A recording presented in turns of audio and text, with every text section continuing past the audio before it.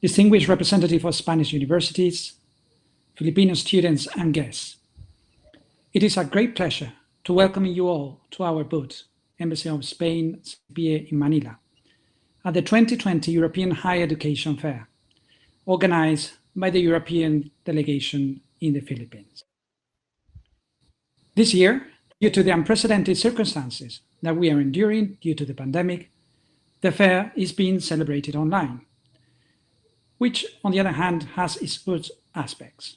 On one side, it made possible for participation of an unprecedented number of Spanish universities, more than 22 this year, and the attendance of many more students that come from all over the country, and not just from Manila. This year, Filipino students will have an unprecedented opportunity to discover the outstanding quality and offer that Spanish universities embrace. Representatives from public, private, or business schools from all over Spain are here with us today to show you their excellence. Studying in Spain is a life-changing experience and an unbeatable choice. This fact is not just an opinion of a Spanish official, but the belief of many international students. Last year only, Spain received more than 120,000 international students from all over the world. And at a European level, we rank on the first position in terms of Erasmus students that chose Spain for study. In 2019, we welcomed more than 50,000 Erasmus students only. A greater interest for our country that we perceive in Filipino students as well, with a greater demand for them year by year. In our country, Filipino students will feel at home, thanks to many centuries of common history and cultural heritage that we share. In Spain, not only you will enjoy one of the best standards of living, but also you will feel safe as Spain ranks the second safest countries of the European Union. Besides, neither the language nor the course should be a problem. Spanish universities have more than 80 undergrads and postgrads programs in English and have a good offer available for all pockets with a wide range of academic fees. We are aware that COVID-19 might be one of your main worries while thinking of studying abroad this year. But let me explain you the effort that Spain is making to preserve the health and safety of all students while preserving the academic excellence. Our COVID fund has allocated more than 400 million euros to the Ministry of Education so Spanish university can take the necessary measures to implement health regulations that are required to adapt the program to an online format in those places where teaching has to be temporarily carried out online. Another concern that you might have could be the entrance in Spain, working while studying, and staying in the country after you finish your studies. In relation to the first point, traveling to Spain, according to the current regulations, students can travel to Spain with a national student visa for studies that have a duration of at least 3 months without no problem, despite the restriction for other type of travelers. Working part-time while studying is possible, according to our regulations. A student can work to a maximum of 20 hours per week during the academic terms, and they can work full-time during the holiday period.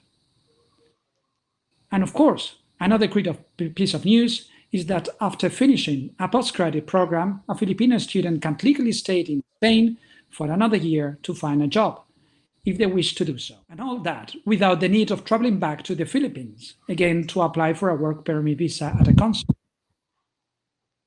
As the current situation changes very rapidly, our Ministry of Education, together with all the autonomous regions, have created a website where you can check in real time whether the program and university that you might be interested in is teaching at the moment online or face-to-face. And you can see the health measures that have been adopted as well. In those cases, when teaching is being carried out online, our National Agency for Assessment of the Academic Programs monitors constantly the programs of all universities to guarantee the compliance in terms of quality and excellence. In these trying times and our fight against COVID, we believe that education is an essential element against the isolation and alienation that the pandemic have brought to all of us, and is something we are carefully taking care of. Last but not least, I would like to say thank you very much to the European Union delegation in Manila for making possible the fair this year in this online format. And thank you as well to SEPIE and all the Spanish universities for joining us as well. We hope you will enjoy the great academic offer that we are bringing. Marami salamapo. Thank you, Patricia. Okay, thank you, Luis, very much for that wonderful introduction. Thank you, everybody, for being here today. Good afternoon, good evening in the Philippines. Good morning in Madrid. I'm in Madrid right now. I'm going to give you a brief introduction about what is or how is it to study in Spain. So let's start because we don't have much time. I work for the Spanish Service for the Internationalization of Education, which is the national agency on one side for the Erasmus Plus program. So here at the agency, we manage the promotion and the impact studies of the Erasmus Plus program. But besides that, we also contribute with our actions and our developments to a greater international projection of the Spanish university system. Other than offering information to prospective students in general about the Spanish university system, SEPIE also promotes university partnerships between Spanish and Asian higher education institutions. So if there's anyone in the public that it's a professor or faculty member, you may know that we promote all kind of bilateral agreements or joint or double degrees or mobility actions other than the Erasmus one. So how is it higher education in Spain? Well, the Spanish university system is integrated by 87 universities. 50 of them are public and 37 of them are private. Public universities are founded and funded by the states, and enrollment fees in Spain of their official degrees are regulated by governments of the autonomous communities, which are the different regions that integrate Spain. Private universities are founded and funded mostly by private companies, and they have their own enrollment fees, which they establish themselves. So here you have a map of Spain and the different regions and all the universities that pertain to each of these regions. As you can see here, Valencia, Madrid, Salamanca. So the Spanish university system is adapted to, and it's part of the European higher education area, which means that it is structured the same as in the 48 countries that integrate this higher education area. So this means that a bachelor's degree in Spain lasts or has a duration of 4 or 5 years, depending on the degree. Master's degree have a duration of 1 or 2 years, and PhD programs have a duration of between 3 and 5 years. And this system is structured in credits in European credit transfer system, and 1 credit in our universities equals more or less 25 or 30 work hours. So if you obtain a diploma or a degree in one of our universities, you may want to know that it's easier to get them recognized in the other 48 countries that integrate the European higher education area. Most of them are automatically recognized in 48 countries. So one interesting thing to know is that if you are Filipino and you don't speak Spanish, you may be interested in an English taught program. We have more than 600 bachelor's degree and more than 462 master's degree that are offered partially or totally in English by our universities, and particularly 100% in English, 94 bachelor's degree and 202 master's degrees. So which are the requirements to enter a bachelor's degree if I'm interested in accessing a bachelor's degree? So the first thing to do is to ask the Spanish Ministry of Education or the Education Office of the Spanish Embassy the recognition of your high school diploma. And if you want to enter a public university and you have a previous European or international baccalaureate, secondly, you have to ask UNED ASIS, which is a public national university, a certification that will give you the equivalence of your diploma and your grades to the Spanish ones. And besides that, if you have chosen a Spanish program, then you will need to prove that you have at least a B1 or B2 level of Spanish. If you have another high school diploma, like a one obtained in a Filipino school, then normally you will have to pass an entry exam, which is called in Spain a VOW or a BOW. And exceptionally, you will find universities that they offer slots to international students with no entry exam. So the first thing to do would be to choose the Spanish program or the English program you're interested in, and then contact the university whether to know if they ask for this entry exam or not. And if you choose again a Spanish program, B2 or B2, B1 or B2 level of Spanish will be required. But what about if I want to enter a private university? Well, we cannot list the general requirements here to be admitted to private universities, so you will have to check each of them. But again, if you choose a Spanish program, then you will need to prove that you have an intermediate level of Spanish. And some universities offer foundation and language courses to prepare international students for their undergrad studies in Spanish, if you're interested in these programs. So what do I have to do, or which are the requirements to enter a master degree? Well, we have two types of master's degree, those that qualify students for the exercise of a regulated profession, for example, law, or a research master's degree that allows students to complete a PhD program later on. So to enter an official master's degree, you will need to prove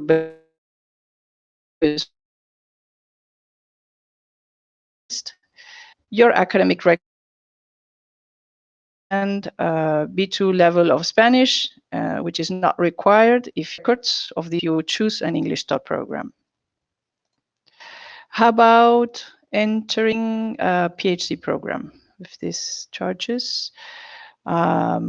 If you choose a PhD program, you will need to provide basically a copy of your bachelor's degree or equivalent, a copy of your master's degree, because it's necessary to have a previous master's degree in order to complete PhD studies, and your academic records of both bachelor and master's degrees. All documents must be duly legalized with the apostille of the Hague Convention or through the Spanish Embassy in Philippines.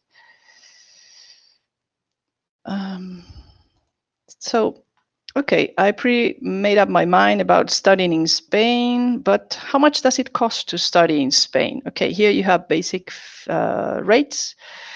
At public universities, you can find bachelor's degree from 740 euros. This is in euros, which means it will cost you around 42,000 pesos around.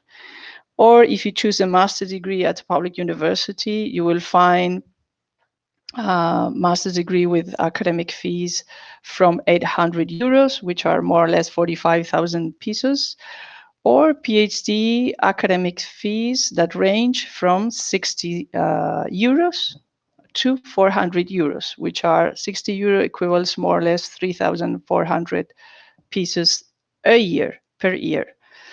So as you can see, these fees are pretty much affordable compared to other countries in the world. Okay, so where can I look for, now that I've seen all these features, where can I look for a program in Spanish or in English? If you go into our website, which is here, you can see it, SEPIE Internationalisation. We have two search engines, which are called KEDU, where you can find all programs in Spanish in Spain, or the English search engine, where you can find all bachelor's degree and master's degree that are offered by Spanish universities. So how is it to study in Spain? How is it to study in Spain? What features can we find? Takes a little time to charge the website. Okay, so here you can find some reasons to study in Spain. We have a high standard of living. We have the Spanish language. We have cultural and geographic diversity and richness, quite flexible visa policy, innovation and technology, and of course, English top programs, as I mentioned before.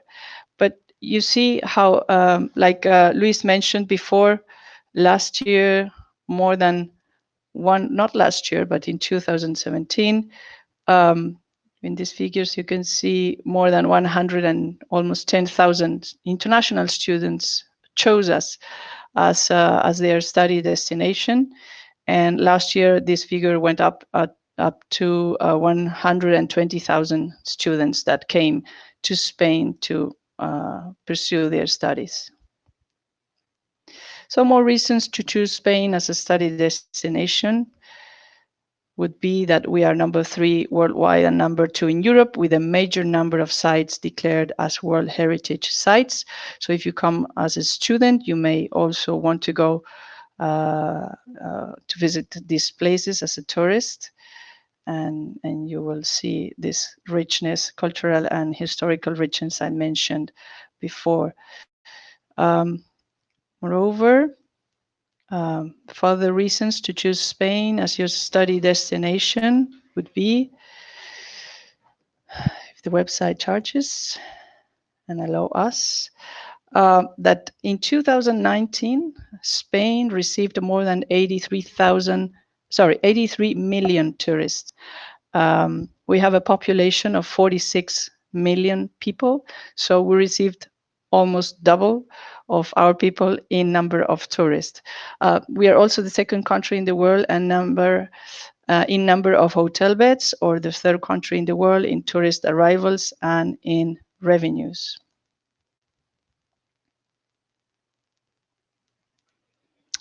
How about the Spanish language? You can come to Spain, as I mentioned before, without knowing a word in Spanish, because we have English taught programs. But once you're here, if you're interested in learning Spanish, that would be probably a very good idea, since it is foreseen that in 2060, for example, the United States will be the second Spanish-speaking country in the world, because more than 500 million people speak Spanish today. And in 2050, over 754 million people will speak Spanish also. So what about if I'm a parent and I want to send my kid to Spain? Is Spain a safe country? Well, yes, it is the second safest country in Europe, according to Eurostat, which is the official agency in the European Union for statistics. But also, what about the quality of Spanish universities? Okay, if you go to very prestigious university rankings, such as the ARWU or the so-called Shanghai ranking, you would see that ranking by subjects, you would see that 13 Spanish universities are in the top 50 of the best in the world, or 38 universities out of 87 that we have are in the top 500 of the best in the world, as I said, in the Shanghai ranking by subjects in 2019, but also in the QS ranking, which is called the 50 best in the world under 50 years old. We're number 1 in Europe and number 2 in the world in this kind of ranking. So how much could it cost to live in Spain if I decided to move to Spain to study? Well, if you choose cities like Madrid or Barcelona, you will need at least 900 euros per month to live as a student in these cities. But other cities are a little bit cheaper, and you will need 600 euros or 800 euros per month to live in these cities as a student. And as Luis mentioned before, what about working while I'm a student in Spain? Yes, the answer is yes. You can work in Spain during your studies, part-time, in a part-time job, or once you have finished, you can stay 1 year, 1 year more to look for a job in Spain. So finally, Sandra, I don't know if you want to, if you're here, if you're there, can we listen you? Maybe you want to speak about the language assistant program in Spain by the Spanish Ministry of Education. Okay, we cannot hear. That's my colleague from the Spanish Embassy. Just wanted to mention that the language assistant program in Spain by the Ministry of Education, it's a very interesting program in which you could participate. It's an internship program for 1 school year in a Spanish school, and it will run, if it's awarded to you, from October to May or June. Your job will be to assist the teacher of English with oral activities. You can choose different regions in Spain where to go, and the monthly allowance that they would be awarded to you would be between 700 euros or 1,000, between 700 and 1,000 euros per month. You will have to work for between 12 to 16 hours per week. And this gives you the possibility of combining this with postgraduate studies at your cost. But you can check a master degree or, sorry, a doctorate degree that you can combine with this program. And of course, you could travel in Spain and Europe, learn Spanish, and have this life experience that will allow you this program to have. And finally, if you're interested in this language assistant program, you have to apply through an interview with the Spanish education advisor at the Spanish Embassy in the Philippines, and interviews take place from November to January and February. And the main requirements to be awarded with this program is to be have a native level of English, to live in the Philippines, and to be a graduating student or have already graduated from university or college. You can find further information in this website that you can see down here. So that would be all my presentation. Thank you very much for listening and for being here.